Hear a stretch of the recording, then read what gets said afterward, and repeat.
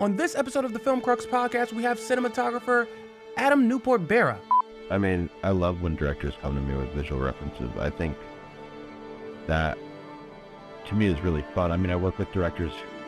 Most of the directors I work with have very strong visual references. I tend to gravitate towards directors who are very visual, and so they tend to have a lot of visual references that they have latched onto or are inspired by. Welcome to the Film Crux podcast. I'm your host, Deontay Jenkins. Now, before we get into this conversation, I want to tell you about an amazing new product from Film Crux. If you like any of the Film Crux products, you'll love this because it bundles them all together for just $10 a month. We're talking sound design, VFX, foley, music, all together in one place for just $10 a month. If you're looking to step up the quality of your productions, go to filmcrux.com and check this out. You will not be disappointed, I promise you. Now, over to Adam Newport-Berra. Yeah, I know you're super busy right now. You're probably working on a bunch of stuff. Well, first off, what are you working on?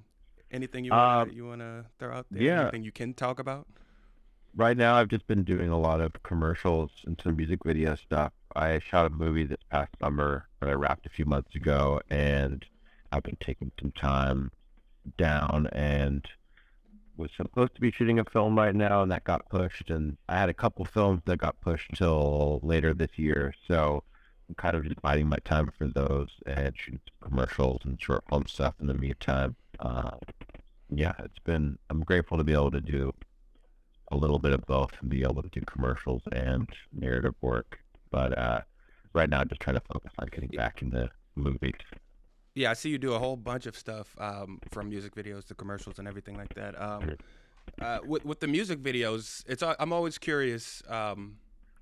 I've seen you work. I think the first music video I saw you work on was with Francis and the Lights, I think. But I'm curious when you're working on a music video, like the difference of process in terms of coming up with the look and how you want to shoot it and everything like that. Because particularly when you're working with like artists who are also the directors of their music videos, I would assume that the visual side isn't really driven as much by them, more so than it is by you. Right. Well, I think in most cases there's always a director involved, and I think I've maybe done one video. I don't think I've done any videos where the artist was the director. I think there's always been someone involved to some degree, which I think has usually always been a good thing. But at the same time, I think our musicians are so focused on how they're perceived that they are really focused on the visuals, and so they're either going to hire somebody who knows what they're doing, or they're going to have a very clear vision of how they want to be seen and how they want the video to feel. Yeah. So, I mean, I think, for me, it's all about it. Every director and team is different. So for me, it's all about trying to very quickly synthesize who this person is, what they respond to, what they believe in, how they see themselves, how the world sees them, and find some beautiful combination of all those things that also feels unique and new and singular. So, sometimes there's a very specific treatment involved. Like a lot of, for most stuff, there's some sort of treatment. I find over the years, treatments have gotten looser and looser, which I think is not a bad thing, and it leaves a lot more open for interpretation.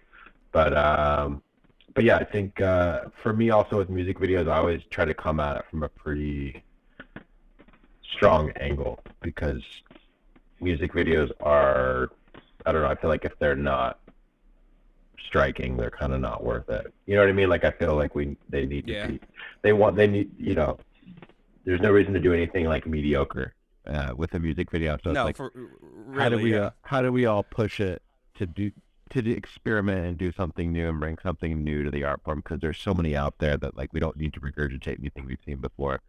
So for me, it's really about trying to figure out what's the exercise, what is it in that moment that you can do that feels new and different and sort of challenges you to bring something new to the table. Right. Is that coming from the planning process more so than because I've never done a music video actually, which is weird because I've done a lot of things, but never a music video. But I feel like just the way music videos are laid out, it seems like it would take a little bit more planning and it would be a lot less loose, I guess, than on a movie set.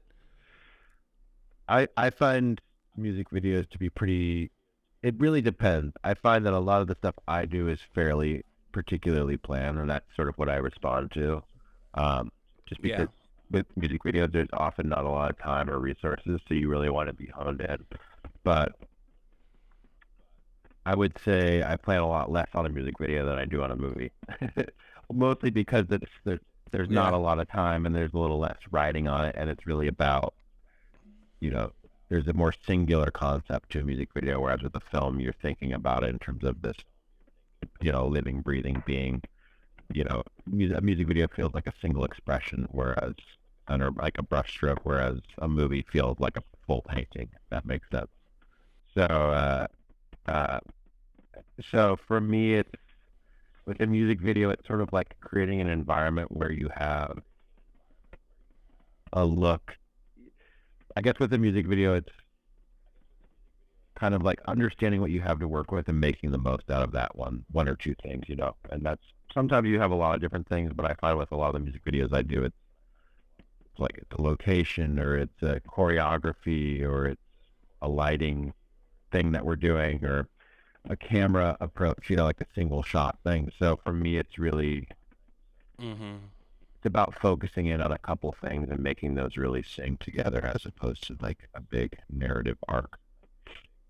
Do you have to like the song for you to work on the music video? Is that, or does that not matter as much to you? It matters to me. Sometimes I get called for a video and I don't hear the song until I say yes. So I have to cross my fingers that I like it. But I tend to, I try to usually only work with artists that I'm excited to work with, because that's really important to me. And I've been really lucky that I've been able to work with a lot of artists that I like. And I think to me, it always makes it more fun if I like the track, for sure. But at the same time, I'm also able to disassociate and really do a good job at what I'm doing, no matter what. I think your most recent music video was the that came out was the Count Me Out video with Kendrick Lamar. That is gorgeous, amazing. Oh, thank you. Was the color stuff on 35? That video was actually all digital. A lot of the stuff we had done up until that point together was all film, but they decided they wanted to do that digitally.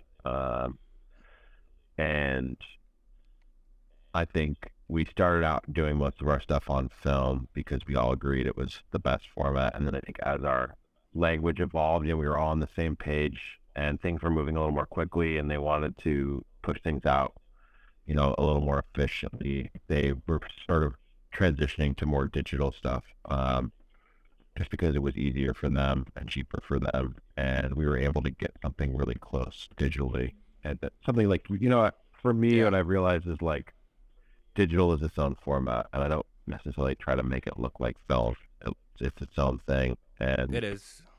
But yeah, people tend to, people respond to my film and my digital work in different ways. And, I love shooting on film, but there's so many things that go into making something look the way it does that film does not make or break it for me. No, yeah, I agree. I think both are just tools for whatever story you're trying to tell at this point. And it's a similar but very different process for shooting film. I've done both film and digital things, and it's just whatever works best for the story at this point for me. Yeah, absolutely. But with something like that, because you've done a few things with Kendrick Lamar and that whole team. I think you did a few things with Baby Keem and all of them. Are they bringing you in super early at this point because you've worked with them so often, or is it another situation where you're kind of coming in when the ball is already rolling on the project? They've been pretty good about bringing me in fairly early. I think the more I've worked with them, the more they just kind of let me know if they're thinking of doing something, and we've been able to talk about it. They usually come, by the time they've come to me, they have a pretty fleshed out idea. It's not like they're still creating the video. They know what they want. Right. They don't always know how they want to get it, but they know sort of like what the goal is. And they come with Dave Free, the director, comes with a ton of visual reference. That's sort of how his language is more like photographic. So he'll just kind of show me images, and there'll be written scenarios and like little pieces of the script, but it's nothing, it's very thoughtful. It's very specific, but always leaves some room for interpretation. So, I'll look at it, Yeah. we'll talk about it, I'll come up with ideas, and sometimes the ideas are just how to execute exactly what's on the page, and then sometimes I'll throw out ideas of how maybe it could be elevated or changed or evolved. Is that better for you, working with somebody that's bringing you references and everything like that? Is that better than kind of storyboarding or coming up with new things? Not new things necessarily, but is it better for you as far as executing to have some visual references to see what is going on in the director's head? Totally. I mean, I love when directors come to me with visual references. I think that, to me, is really fun. I mean, I work with directors who, most of the directors I work with have very strong visual references. I tend to gravitate towards directors who are very visual, and so they tend to have a lot of visual references that they have latched onto or are inspired by. So for me, it's always a beginning. It's very rarely like we want it to be this. It's more like, these are what's inspiring me. This is what's making me, when I think of this, it makes me think of this. And then I'm able to riff off of that and bring other images to the table and talk about how we can do something similar but different and unique. For me, it's never about replicating anything. It's just about, finding inspiration and then running with it. So for me, like, I always ask for inspiration. Right. Let's talk about that, because I know there are a lot of DPs that are turned off by super visual directors. A lot of cinematographers want to be the driving force behind the visuals. And I think it was Steven Spielberg that said, for me, directing is camera work. And so I'm very on the front line of that. I've got to set up the shot, I've got to block the actors, choreograph the movement of the scene, bring the camera into the choreography, figure out when the camera stops, how it moves, how far it moves, what the composition is. So I've always got my eye on the lens, and that's what I do. I even pick the lens I want. How do you feel about, I'm sure you've worked with all different styles of directors, some that are more hands-on, some that are hands-off, some that will compose an image themselves, some that have more knowledge of lensing and everything like that. How do you feel about working with those different types of directors? Like, what is your preference? What do you gravitate towards as far as that goes? I mean, I think I agree with Spielberg. I think that it's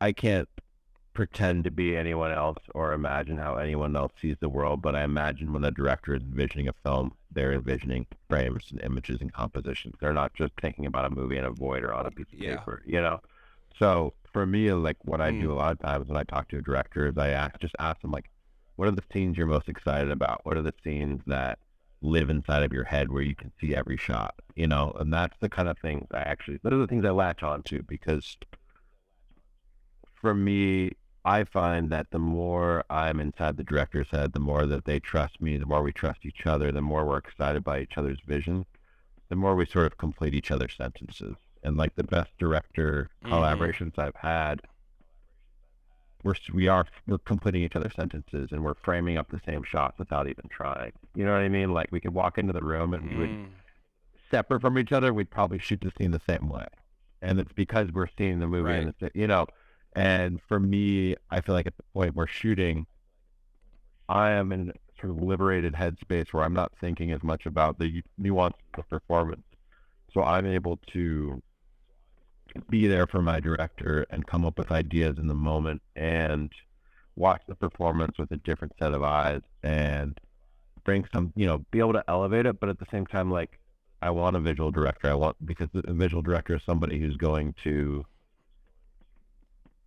push it and push me and, always have new ideas and, like, not always just be looking for me to create something out of a void. And I think that's like what a good director is. I mean, That's why you're a film director. That's why you're, otherwise you'd be a stage director or a writer, Yeah, because there's a huge difference between stage directing and film directing. And I spoke with one cinematographer, and we got in a big argument. And I asked him, I said, what do you think a director does? He was like, direct the actors. I was like, is that all you think they do? Is that, the only thing that you think?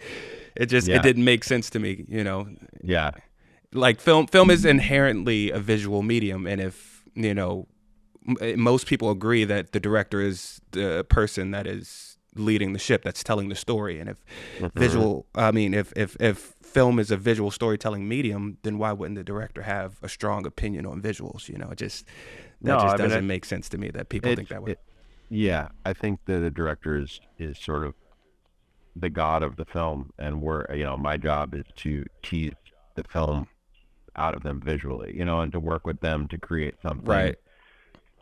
That sort of already, in my head, it sort of already exists, and we're just there to like find it. You know what I mean? And I think, yeah, I just can't imagine. For me, filmmaking is such a holistic process that I don't think any one person is only devoted to one thing, unless you're, no, And I think that's really important. I mean, that's why editing is so important. That's why sound and music are so important. Is that they're all yeah. part of a very holistic approach to creating something. I think everyone's jobs kind of bleed into each other. My best collaborations, I get to know all of those departments really well. We talk about stuff, and we talk about how each of us are approaching it. I love talking to the composer, and talking about what they're envisioning for it, and with the director, and just even being able to hear music that they're talking about using, like that's so helpful for me. No, I think it's a very collaborative and integrated process. Yeah, everybody on the top of their games makes everybody else look better. Like a great set designer, a great art department is going to make a cinematographer look amazing. Yeah, and I always exactly. feel like a great gaffer is going to take a lot of the load off of your shoulders, just like you're taking a lot of the load off of the director's shoulders. Exactly. It's all a team effort. It's a team sport. Yeah. Um, Yeah. I said art directing and set design and everything like that. Are you ever giving any input on that, as far as like colors go and Oh yeah, 100%. the way if you're putting lighting in sets and everything? Yeah, 100%. I try to work really closely with the production designer as soon as I possibly can, and we'll start sharing reference. I usually start by like showing them the book, sort of lookbook, image book, Bible that I've begun to create, and I look at what they've created. We talk about it with the director, and it's kind of this process of honing in on images, and sometimes it's film, sometimes it's photography, sometimes it's just artwork of different forms. And for me, being in line with the production designer is so important. And so I try to shoot as many tests as I can and show them like what kind of lensing I'm working with, what kind of lighting we're talking about, because all that stuff really affects their work, And what I've come to realize is, depending on how I'm shooting something, what a production designer imagines it looks like can be very different from what it will actually look like, So depending on the LUT we're using, the kind of lighting we're using, the kind of lenses, I'll be like, if you want this kind of blue, you need to paint with this. You know what I mean? Because you can paint a certain color blue on a wall, but if we're lighting it all with tungsten lights versus daylight, it's going to look completely different. And that's a very like specific technical example of that. But in general, we try to talk about what angle we're coming at the film from, because even if we're trying to go for the same thing, we might be using different tools, and so we need to make sure that our tools line up and work together. So that's why testing is so important, and showing each other like, this is what I was thinking. Well, this is what I was thinking. How do we get on the same page? How do we make sure that we're honoring each other's work? That to me is very, very important. Right. So as far as like production design, when you're testing, are you getting like the actual, say, if they're painting a wall, you're getting the actual paint on a wall and shooting it with, whatever light, whether it be tungsten, daylight, or some mixture of the two? Are you getting that in your test to see what it looks like, and then going back to them and relaying, this doesn't look right if you want it to look this way, you know? Are you doing that? Yeah. I mean, for example, the last film I did, we went to the location, painted a bunch of different versions of blue on a wall. We had a bunch of props. We had clothing. We talked to the costume designer, have them bring in pieces of clothing, different colors, different fabrics, you know, jewelry, makeup, props. And I basically try to get as many things on camera as early as possible. And then we can start to say yes, no, we'll show it. A lot of times me and the production designer will work on that and then work on that before we show it to the director, so that then we're on the same page, offering them the same ideas as opposed to like it coming from two different angles. So I try to get as much stuff on camera. I try to work with my colorist to build a LUT, so like a specific LUT for the project, so that when the director is seeing that thing on camera, they're also seeing it with roughly the color palette that we've designed.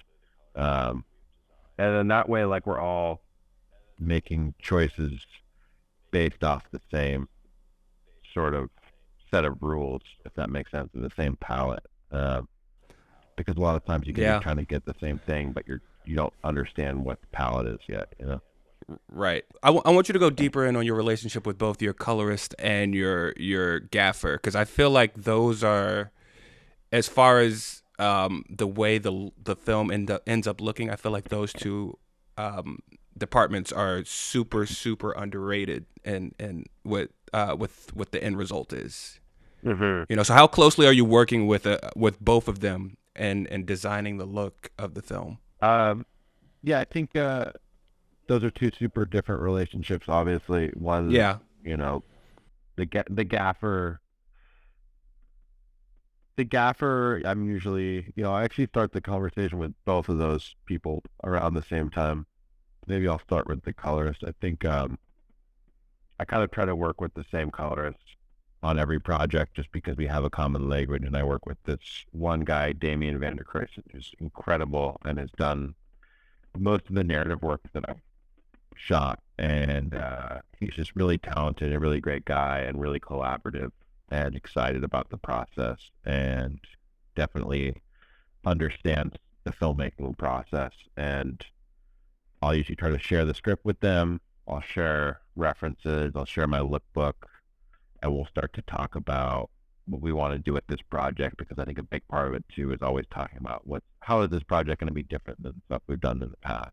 And from there, a lot of times I'll just try to listen and hear what he thinks and what he's inspired by, because I love being able to collaborate and let other people make my job easier and make my work look better. So, I'll listen to him and hear what he has to say, and then we'll talk about it. And often just hone in on a couple images. It'll start with hundreds of images, and then over the course of prep, I usually find that like a lot of images get whittled away, and a lot of times the project can just be defined by one or two images, and I'll be like, this is it. This is the closest thing I can tell you. Like, if I had to pick one image, this is the image. And from there, a lot of times we'll work and he'll create, usually like 3 to 5 different test LUTs. And then we'll shoot tests with that, usually hopefully with the production designer and the costume designer. If I'm lucky, I'll even get a couple actors in. I try to do 2 big tests. One's like a pre-test where I just get the colorist footage with the lenses and camera I want to use, ideally in a location that's somewhat similar to what we'll be shooting. And then the second test is sort of like with the actors, costume, makeup, production design, that kind of stuff, where it's much closer to it's usually the week or 2 before the shoot. That's when I can really dial stuff in. But I'll work with the colorist on building those LUTs, and then from there, I'm working with the gaffer, also showing them references, watching movies with them. Like, I often try to have sit down dinners and hangouts with the crew before a project, longer form narrative thing. I'll try to spend time with them and just create some sort of friendship, because I know, a lot of times I'm working with people I've never worked with before in places I've never been, and you just want to make sure that people, you respect and trust the other person. So a big part of it is just spending time with them and getting to know them and understanding their quirks and eccentricities and making sure they understand my idiosyncrasies and just getting to know each other and making sure we're making the same movie. And a lot of times it's just watching movies and hanging out and having dinner, that kind of thing. And That's interesting. from there we start to yeah, I think it's really important. That's like the personal aspect is something I've learned, and it's something I think we take for granted. Like we're kind of going to war for weeks or months, and it's really important for me at least, in the creative process, to be with people that I feel comfortable with, and that they feel comfortable with me, and that kind of have a mutual respect. So you're more interested in the beginning in developing relationships with your crew. Yeah, I mean, absolutely. I think at the end of the day, like, if you have a professional crew, they know how to achieve what you want technically. There will always be new Yeah. challenges and things that we have to achieve, and I find that incredibly fun. But like the first hurdle is sort of just making sure that everyone knows each other and is comfortable around each other, and like also like wants to be around each other. I think that's so important. I've definitely been on sets where I can tell everyone is sort of dreading being there because it's like it's a hard shoot and maybe the production team isn't like supporting the crew well enough, or maybe just the energy is off, and those days are the hardest days. And I think I've realized that creating an environment on set that's really like fun and loving is super important, and that's half the battle. Right. That is half the battle. That's so interesting. Nobody ever mentions that aspect of it, because you are pretty much stuck with these people for probably 6 days a week for weeks and months at a time. That's it is important to be able to get along with the people that you're working with. That's so interesting. And I think this definitely comes from just experience, and I think I came up in a world where I just expected I could keep my head down and just work my ass off, and expect that everyone else was going to show up and do the same because their career meant the world to them. And I think the more I work and as I get older, I realize everyone has a different relationship to their career and their work, and not everyone's going to like cut their arm off for a project, so it's really like it's up to me to inspire my crew and love my crew and elevate, get them to a point where they feel like they have agency to make the film better, and that it's going to mean something to them. And that goes a really long way, and that helps you rally with the crew when you're, on hour 13 and you're exhausted, and you've been standing in the rain all day or in the heat all day, and you still have 5 more setups to go and 100 feet of dolly track to lay and, lights to move like that. When they feel like they're there making the movie with you and that they get to share that glory and that love, then it's like, it's a no-brainer, and you don't feel like you're like pushing them. You just feel like you're just along shoulder to shoulder alongside everybody making something, and they're also pushing you at that point because they're as excited as you are. That alone can make or break a movie. Honestly, that's an underrated aspect of it. But you mentioned this lookbook that you've done a couple of times now, and I want to know what that is, like what goes into that. Yeah. So whenever I get a script and I'm excited about the project, I make a lookbook, and I usually make one lookbook before I meet with the director. That's sort of just visual inspiration that I found while reading it and thinking about the project. And that's usually a pretty massive lookbook, and I kind of show it to them with a grain of salt, saying, this is what inspired me. This is what came to mind as I was reading whatever you sent me. And knowing that some of the images will really hit for them, hopefully, and that a lot of them we can throw away. But that's kind of the fun of it. It's a point where I try to keep it cohesive so that it feels like I'm not just throwing random stuff at them, but I also try to keep it big and somewhat broad. And from there, if they're into it and we continue to work together, we'll sort of hone in on stuff. I'll listen to what they're really responding to and take some stuff out, add some other things, talk about films and other images that really inspire them.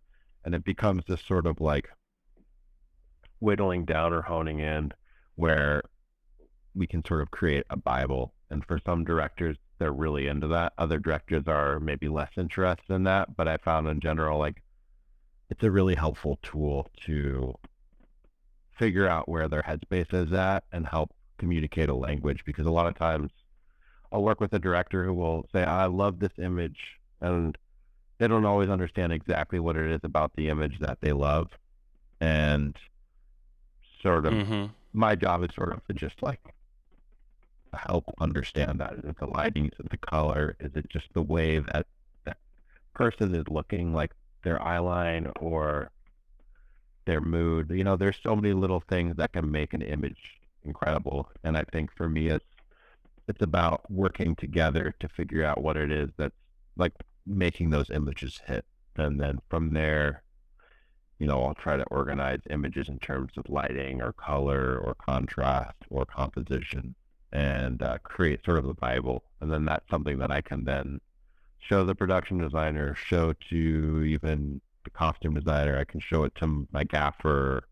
I'll show it to my operators if I have operators, you know. So it's kind of a living, breathing thing. It's not like a set in stone book, but I try to whittle it down so that by the time we're close to shooting, I have something really solid that I can keep referencing. Has a director ever come in and like completely thrown out all of the images that you've brought to them? Directors that have hired me, no. I'm sure there have been meetings with directors who haven't hired me where it wasn't working. But yeah, no, I think, no, the answer is no. And I think it's because you know, usually if I read a script and I'm really responding to it and they come to me about it, they know something about my work and what I'm into, like there's usually some common thread between us, you know. I don't think we're ever totally off base. Yeah, that makes sense. I want to circle back really quick to the Count Me Out music video because, and in a broader sense, I want to talk about your work with both color and black and white. I feel like mastery of both is necessary, but it seems like sometimes cinematographers don't know how to master both. You know, either they're really good at lighting with black and white, or they can't really control color. You know, it's an interesting balance between the two, and you seem to do both very well. Whether that be on you know, that music video, which was both in black and white and color, or, you know, the colors that you were, the way you were capturing color in, you know, Last Black Man in San Francisco, or even going further back, you know, to creative control. You know, you seem to be very adept at both black and white and color. Where does that come from? How did you hone both of those things? That's a good question. I mean, I find black and white to be very easy to make a good image. And I don't know if I'm lucky in feeling that way, but I feel like black and white, like I love black and white because it's really just all about contrast, right? And like texture. And I've shot a lot of black and white stuff. I shot a lot of black and white film when I was starting out. And maybe that's part of it. I don't know. It's hard to answer that question. I really enjoy shooting black and white. And I found that color was actually really, really hard for me to get to a place that I'm happy. And I still struggle with color. Like I still really like, I try to do something kind of new with every project. And I find the color correction and the color palette process to be one of the most challenging, but also one of the most rewarding things. Like with Last Black Man, that was like, once we finally found it, it was one of the most rewarding things ever to find a palette that just felt like so true to the film and also kind of singular. But it was like definitely sort of like the least logical like to me, it's like you're kind of just experimenting and playing, and it feels. I think part of what makes it difficult is the sky is sort of the limit, and you, especially now with technology, like Mm-hmm. the DI technology, you can kind of do anything. So there's something sort of intimidating about that. That like you have so many options, but at the end of the day, you have to choose one. So I find that a little bit harrowing, and I think also coming up in the industry at a time when like film and digital were evolving in different ways, and digital has like really evolved super fast. It just like the color sizes were always changing, everything was always changing, and so it was like I felt like you kind of feel like you're on loose ground a little bit in terms of finding an aesthetic, and I think ultimately that was a blessing to be able to come up through like the rise of digital, like the Alexa and the Red cameras, to like really see that happen at the beginning of my career. I think that was a huge blessing because I was able to shoot a lot of film and a lot of digital and see how digital progressed and transformed itself and evolved. So black and white, I think that was a very long way of not answering your question, but I think black and white to me is very simple and photographic, and I really respond to that. And I feel like you can work with broader strokes, whereas color is so nuanced and it's so particular, and it's I think what's funny, like black and white, I feel like there's a bit more of a suspension of disbelief. Like you can kind of do whatever you want in black and white, and because it's black and white, people will buy it. Whereas with color, you have to like, I find personally, you have to make sure the audience trusts you. You know, I find when I see something that's Yeah. colored in a very like aggressive way that feels unnatural, all of a sudden I don't trust the narrative, or I don't trust the filmmaker. Does that make sense? Like Yeah, I yeah, find yeah. it to be like kind of off-putting. That makes sense. It takes you out of the story a little bit. Yeah. That makes perfect sense. That aggressive color can be very distracting, but then you have great cinematographers like Storaro or even Mueller that found a way to be very expressive with color and not overwhelm the audience, and I feel like you've done a great job at that for sure, especially in Last Black Man. That was interesting. You had a very it felt very medium format film style, Mm, like still mm-hmm, images in it. mm, Um, yeah. did you was that shot on a LF? I have absolutely no idea. It just I'm assuming it was a Yeah. larger format than like Super 35. No, we shot on the Alexa, the mini Alexa. This was, I think, pre-LF, but the LF didn't exist yet. So it was a normal, Oh wow. it was like open gate 30 Alexa, but we shot, I think I've had a few people say that, and I think part of it is the composition, like, a lot of center frame compositions, which I feel like is more of a medium format trope. Like we didn't use thirds as much. We used a lot of center framing. Mm-hmm. And also the aspect ratio was 1:6:6, which is slightly more boxy. It's like very Yeah. slightly pillar boxed on the sides. And always shooting wide open, which gives it, a shallower depth of field. We were shooting on Yeah. master primes, which That's have a super pretty shallow shallow depth of depth. field. Yeah. Yeah. So I think those combined kind of gave it that feeling, which is something we were aiming for sure. I don't know if we ever talked about medium format photography in particular, because Joe is much more film oriented, but yeah. I think a lot of it also is the way you lit it. There's a lot of like hard front light coming in. That Mm-hmm. kind of reminds me of like a strobe hitting a subject, Yeah. almost on like photography Totally. and like photography. Yeah, we did a lot of front light on that. That was super fun and also kind of terrifying because I hadn't really done that before, and Joe saw it a couple times when we were in the first few days of shooting, and whenever he saw it, he really like gravitated towards it, and he was always asking for more light on the actors' faces, and it wasn't something that I was particularly used to. I was much more used to lighting a space and then maybe adding a little bit of an accent on an actor or an highlight, but he was really into, painting a frame and really, really like glowing an actor's face. And that was something I wasn't particularly used to, but I was sort of, wasn't, even as I was doing it, I was worried it was going to come off too unnatural. and too stilted. But I think that the fact that we kept pushing for it and tried to keep it as consistent as possible, you know, the audience, you know, as an audience, you start to accept that and just accept that that's the language of the film. It really did bring out the actors.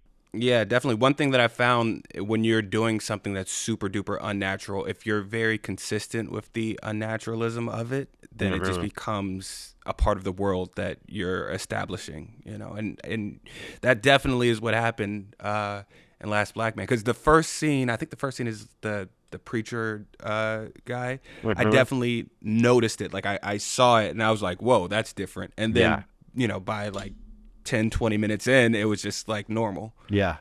It's funny because that shot, see, with the preacher was the very first thing we shot in the movie. And it was super back. Oh, wow. It was super backlit. The sky was incredibly bright behind him. And Joe really wanted to feel the actors' faces. So we were setting up some reflector boards. I would just want to glint a little bit of light in his face, like very gently. And I think the mirror like swung for a second and it pounded the actor's face. And Joe was like, "That's what I want." But I was like, "No, you don't. That's not what I wasn't trying to do that. I was trying to do something else." I was like, "No, that's what I want." Fine, okay. And it was honestly kind of a blessing that happened because, you know, as terrifying as it was to me and how wrong it may have felt at the time, you know, once we started to hone in on that and find the nuance and I started to, you know, really enjoy it. And it did give me a bit of a weird sense of freedom, actually, to feel like I didn't have to make everything look like something I had seen before or like perfectly natural. Like it was fun. It was fun to be able to heighten it and elevate it. Yeah, I think when it came out, I know everybody that I was speaking to was talking about your cinematography and how the lighting and the way you shot it was really a standout aspect of it. And I think it is. I think that it was so different from everything else that I was seeing at the time, that it really stood out in a way that a lot of cinematographers don't, you know. Because cinema, we all tend to go with trends and everything like that, you know, and then we get caught up in doing similar things, right? And you know, so it's always great to see something that's like refreshing and different. Yeah, the curse of Instagram. Do you take a lot of look?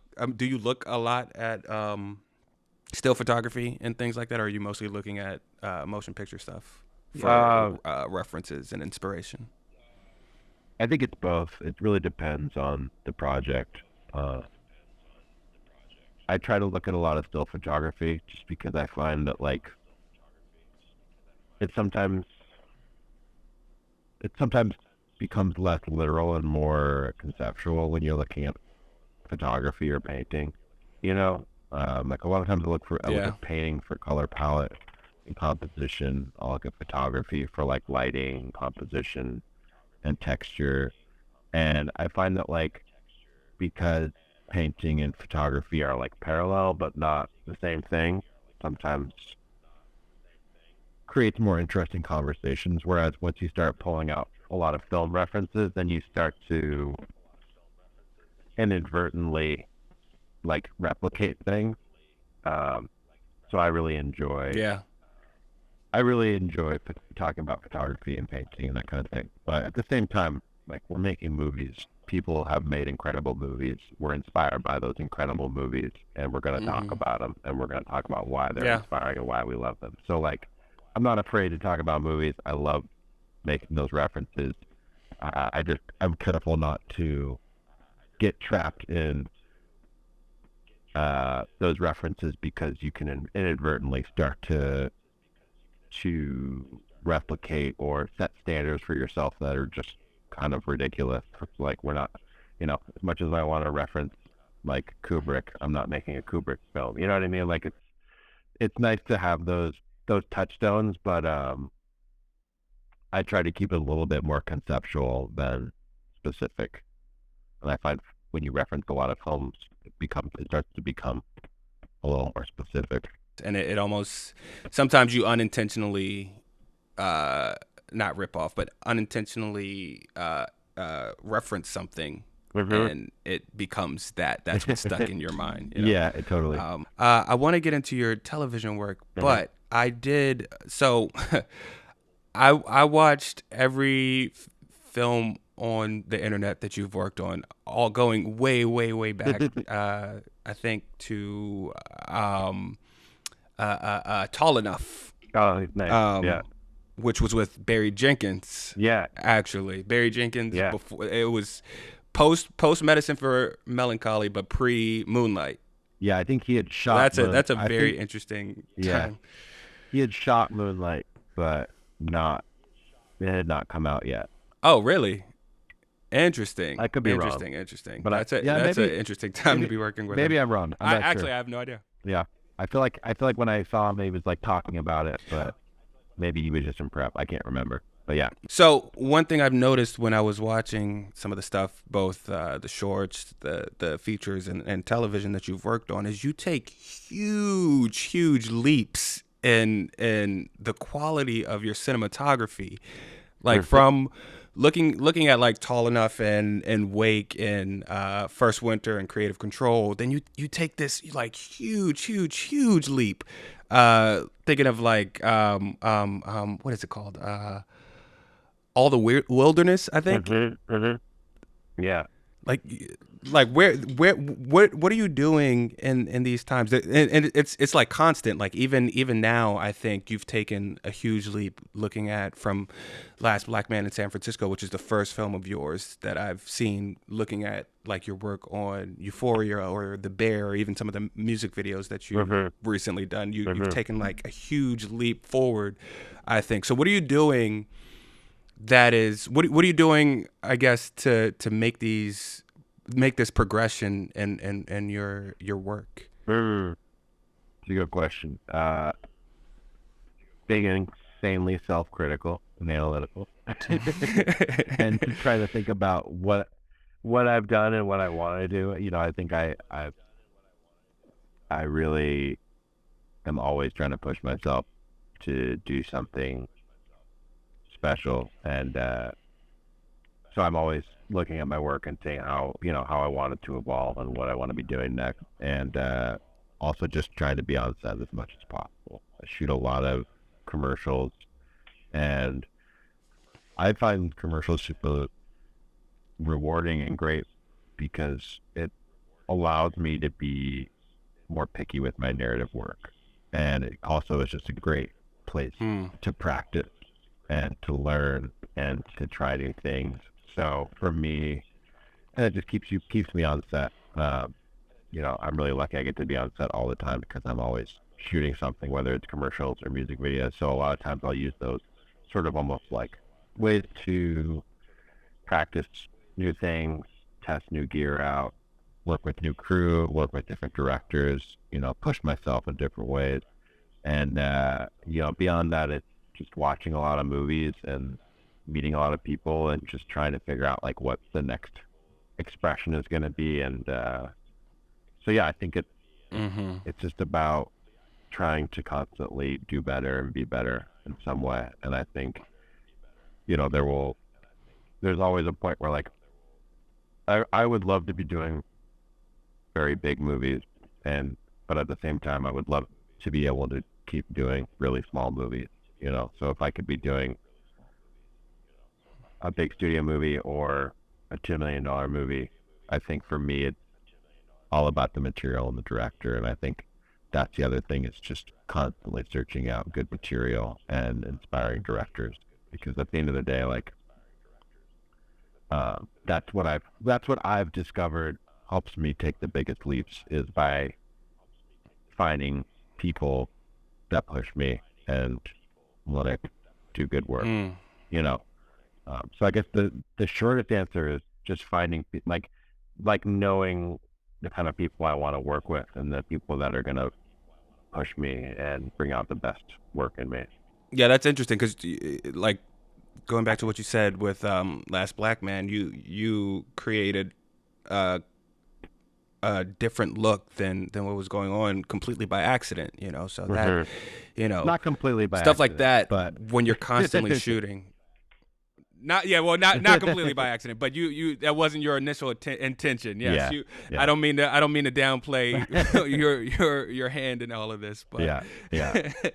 but you know, like when you're constantly shooting and things like that, that's when you discover new things and you're able Totally. to find new ways of doing things and new styles. Do you have a time where you had like a eureka moment like that on set, when not necessarily on a feature or anything, but more so on the smaller projects like the commercials or the short films or something like that, when you're like, oh, now I can do this, now I've mastered this part and I can push it forward or something?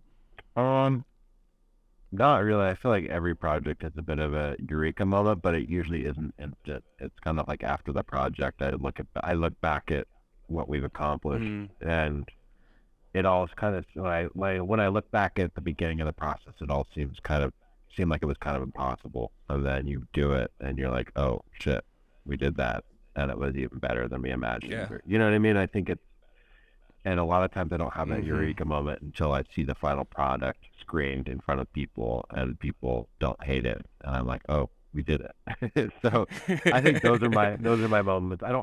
It's less technical and it's more just sort of like emotional or spiritual, being like, oh, I can do that. I'm capable of creating things that people want to watch and that entertain people. And I think actually after I finished Euphoria, I felt like I could sort of take anything on, because that show was so challenging for me, and it was such a unique experience in that there was very little prep or planning that went into it. It was a lot of energy and vibe, and I think part of it is because a lot of that work had been done for me by Marcel and Drew, who shot before I did, and sort of created a language. Yeah. But Matt, for example, I came in, and Sam, who was directing most of the show at that point, he was so busy with the show that I had prep time, but I didn't have prep time with Sam, so he didn't really shot list anything. He doesn't love to shot list. He likes to come into a space and sort of rehearse and block and talk on set, and then he would go away and we would set it up and light it, and then we would shoot it. And at first that was like a nightmare scenario for me, because I love prep and I love talking about stuff ahead of time. But it made me realize, I think that made me realize that I could sort of work in any situation as long as I was excited about the project and everybody trusted each other and like felt supported. And it sort of pushed me. There are a lot of directors I found that work that way. Yeah, it's not how I normally work, and because I do really love the prep process. I love talking about it, and I love dreaming it up in like a safe space where you don't have the clock ticking and people yelling at you. And millions of dollars being spent. Exactly. Yeah, I really like having a plan going into something. But it made me realize that my sort of eureka moment there was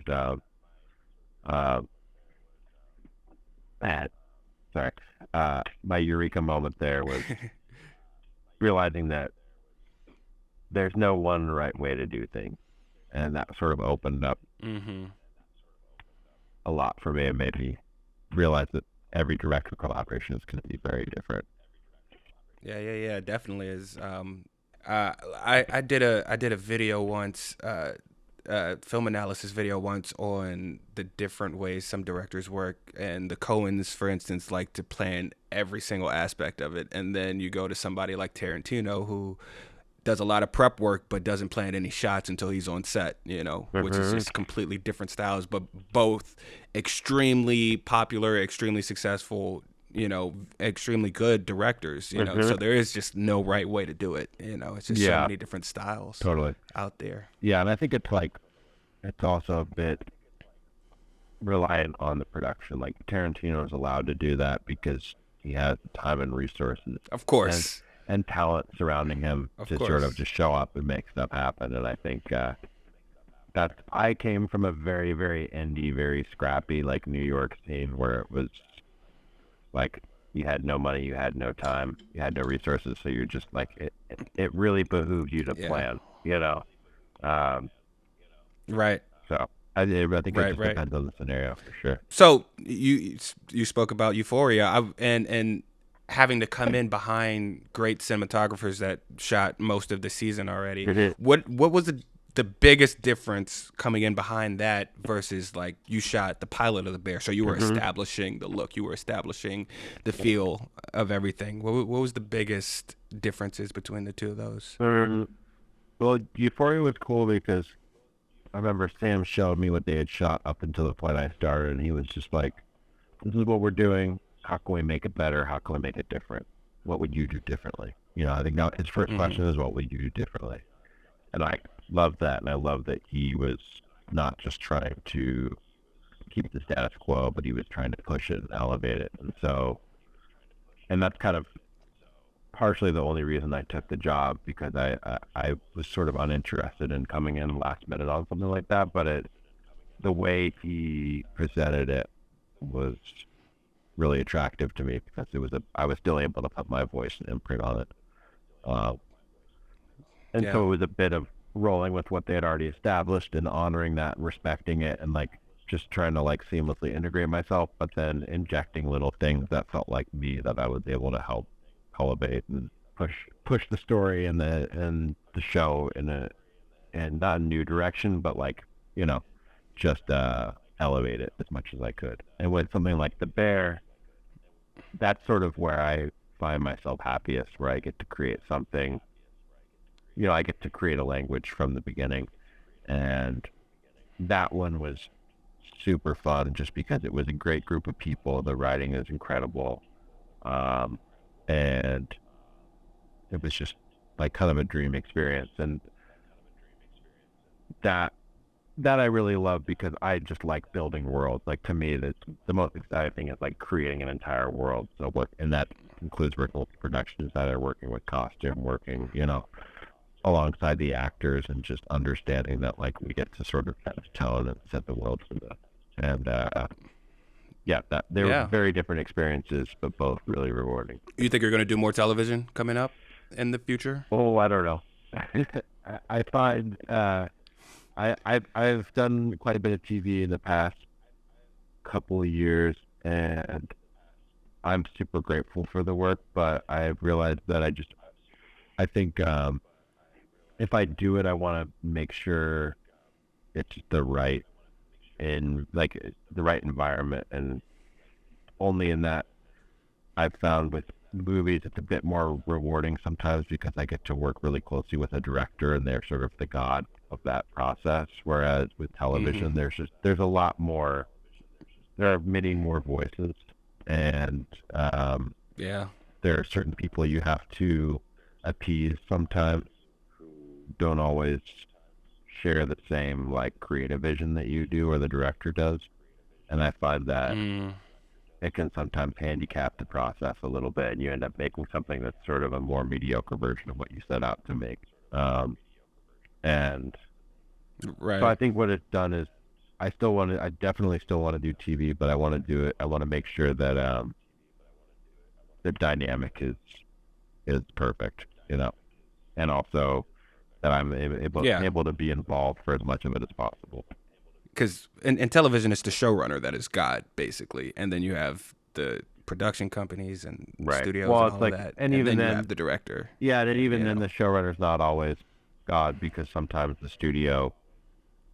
someone at the studio disagrees with them, and then they're having their own conversation that totally you don't even know is happening. You know, it's like, it's really right.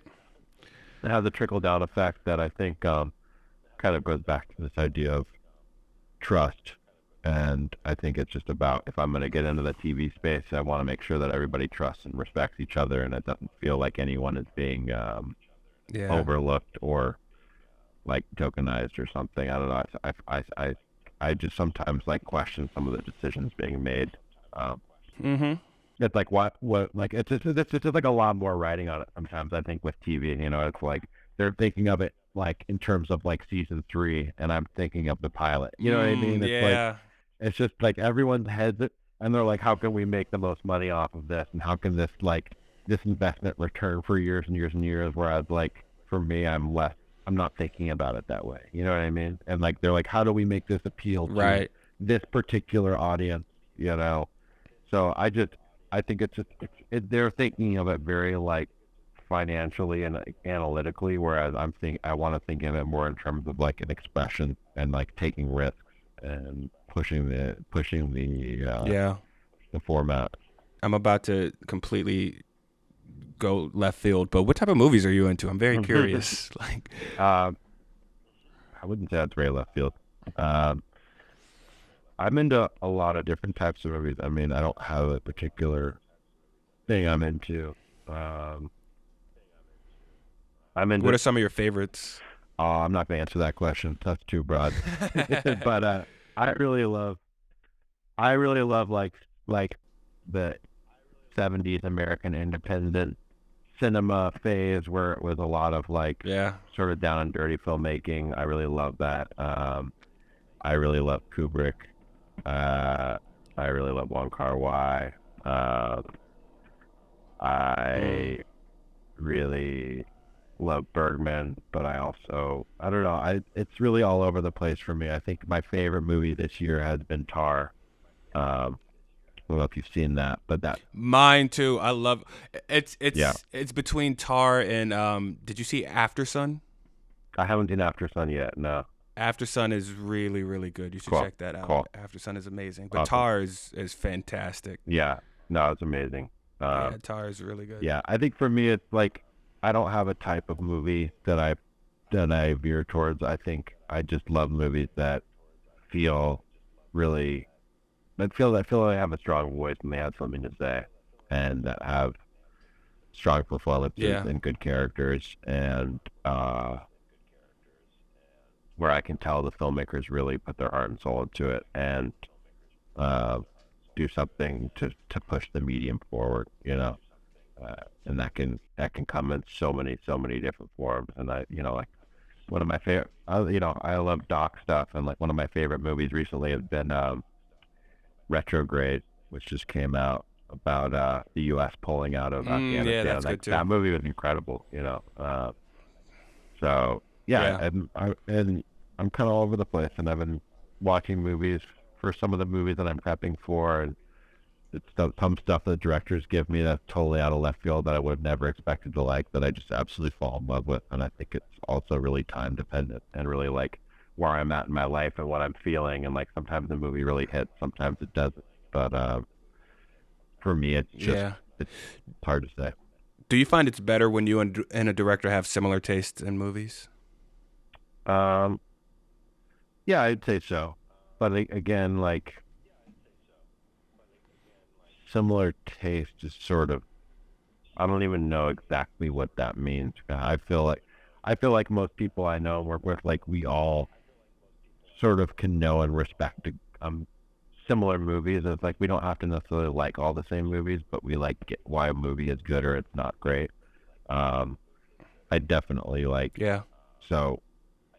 I would say yes, but at the same time, like I think we can have very different tastes and still vibe on something and find common ground. If that makes sense.